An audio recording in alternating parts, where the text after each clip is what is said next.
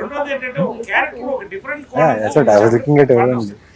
సంక్రాంతికి వస్తున్నాంలో అలాంటి chief minister character ఎక్కడ చూసారా? అస్సలు చూడలేదు. కాబట్టి ఈ లాయర్ ఇలాంటి లాయర్ ని మీరు చూసుంటే, నేను ఇందాక బహుమతి కూడా ప్రకటించాను, ఏ సినిమాలోనైనా చూసుంటే ఈ లాయర్ క్యారెక్టర్ ఒక 10,000 రూపాయలు నేను బహుమతి మీకు పంపిస్తానని చెప్పాను.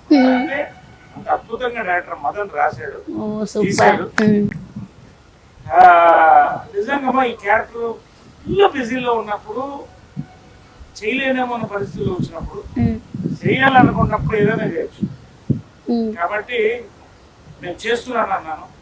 ఎక్కడ వీలేదు అక్కడ కుదిరితే నిజంగా అందరికి థ్యాంక్స్ చెప్పాలి. నవీన్ దగ్గర నుంచి కామాక్షి, రాజా రవీంద్ర, మా ఊహా, ప్రతి వాళ్ళంటే అందరూ కూడా ఈ సినిమా కథ వినంగానే నిజంగా ఇక్కడే విన్నాను. కథ కూడా కొన్ని సినిమాలు రేర్ వస్తాయి క్యారెక్టర్. అసలు ఈ క్యారెక్టర్ మాండలికం ఏది వాడతాం, ఏది ఎలా పెడతాం, ఇలా చేద్దాం అలా చేద్దాం. సాయంకాలం డిక్షనరీ ఏంటంటే అసలు ఒక కామన్ మ్యాన్ ఎలా ఉంటాడు, లాయర్ కాన్ లాయర్, అది ఏంటో మీకు అర్థం అవుతుంది సినిమా చూస్తే.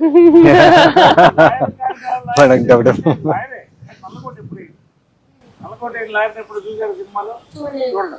కాబట్టి అలాంటి క్యారెక్టర్ వచ్చినప్పుడు నేను అడిగాను ఎవరు చేస్తారంటే నవీన్ చేస్తున్నారు హీరో క్యారెక్టర్.